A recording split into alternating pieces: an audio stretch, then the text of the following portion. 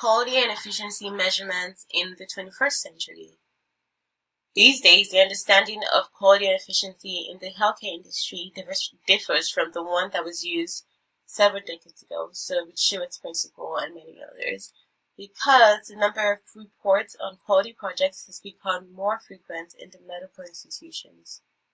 So, patients have become more concerned about their care and more involved in healthcare processes, leading to the onset of organizations such as the Institute of Healthcare Improvement, the National Committee for Quality Assurance, and some others that maintain the process of quality improvement in the healthcare industry.